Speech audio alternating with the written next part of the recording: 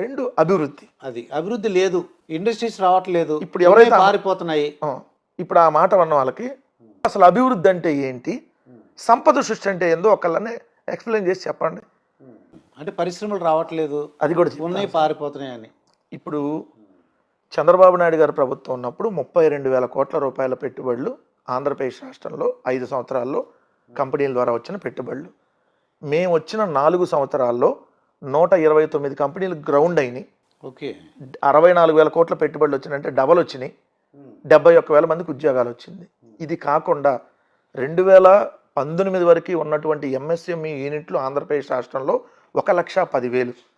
మేము వచ్చిన 4 ఏళ్ళలో 1,52,000 ఎంఎస్ఎంఈ యూనిట్లు తీసుకొని వచ్చాం. దాని ద్వారా 20,000 కోట్ల పెట్టుబడి, 13 లక్షల మందికి ఉపాధి.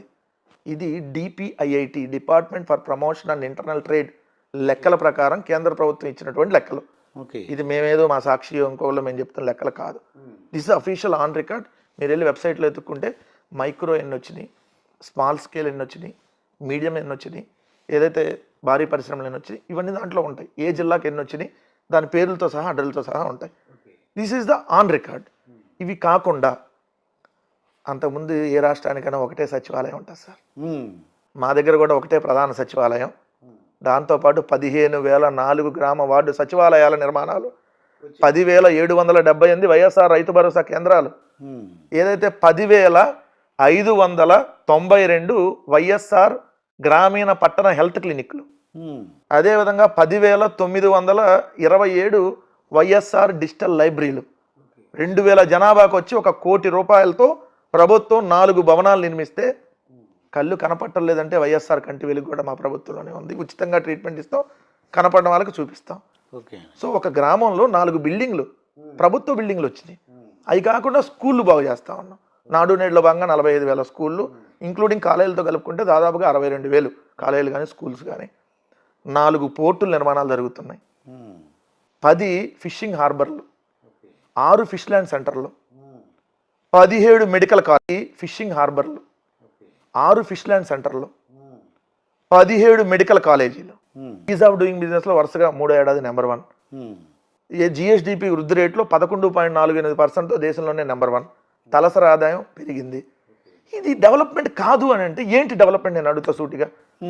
సింగపూర్ కడతాం, మలేషియా కడతాం అని చెప్పి బాహుబలి డైరెక్టర్ అయినటువంటి RRR డైరెక్టర్గా ఉన్నటువంటి రాజమౌళి గారిని తీసుకొని వచ్చి బాహుబలి 3, 4 ఎన్ని గ్రాఫిక్స్ చేసి చూపిస్తే అదే డెవలప్మెంట్. ప్రతి గ్రామంలో గ్రామ స్థాయి నుంచి ప్రభుత్వ భవనాలు కనపడుతున్నాయి. Schools, colleges, medical colleges, infrastructure ఇంత పెద్ద ఎత్తున జిల్లాలు పెరిగినాయి. జిల్లాల పునరుద్ధరణ భాగంగా ఇప్పుడు అన్నింటిలో కలెక్టర్ ఆఫీసులు ఇవన్నీ కొత్త జరుగుతూ ఉన్నాయి. 13 జిల్లాలు 26 జిల్లాలు అయింది. మండలాలు పెరిగినాయి. రెవెన్యూ డివిజన్లో అంతకుముందు 51 రెవెన్యూ డివిజన్లు, 51, 56 ఉండే, ఇప్పుడు 79 రెవెన్యూ డివిజన్లు అయినాయి. సో ఇంత పెద్ద ఎత్తున ఇన్ఫ్రాస్ట్రక్చర్ ఇక్కడ క్రియేట్ అవుతూ ఉంటే ఎవడో ఏదో మాట్లాడతాడు. సో డెవలప్మెంట్ అంటే తెలియనాడు డెవలప్మెంట్ లేదంటున్నాడు. డెవలప్మెంట్ అనేది ఇది అనేది తెలిసిన వాళ్ళకి డెవలప్మెంట్ అంటే అర్థం ఉంటుంది. సో ఎవరో ఏదో మాట్లాడేసి ఇక్కడ లేదు, అక్కడ లేదు, ఏంది లేదు, ఇవన్నీ కాదా? ఇవన్నీ కాదంటే ఏంది చెప్పండి. అభివృద్ధి అంటే ఏంటి? ఈరోజు దుర్గాప్రసాద్ అన్న పరిస్థితి రేపు మెరుగుపడితే మీరు అభివృద్ధి చెందినట్టు. మానవ అభివృద్ధి నిజమైన అభివృద్ధి. దేశం అంటే మట్టి కాదు, దేశం అంటే మనుషులు. 4 బిల్డింగులు నిర్మిస్తే అభివృద్ధి అనేది కాదు. ఉన్నటువంటి మనుషులు జీవన ప్రమాణ శైలి పెరిగితే, వాళ్ళకి నాణ్యమైన విద్య అందితే, నాణ్యమైన వైద్యం అందితే, ఈ రోజు ఉన్నటువంటి అతని పరిస్థితి రేపు బాగుంటే, ఇల్లుండి ఇంకా బాగుంటుందనే భరోసా ఉంటే అది నిజమైనటువంటి అభివృద్ధి. సో ఆ అభివృద్ధిలో మేము మొదటి స్థానంలో ఉన్నాం దేశంలోనే. ఈరోజు ఎక్కడా లేని విధంగా స్కూల్స్ బాగు చేసాం, ఉచితంగా విద్య అందుతూ ఉంది.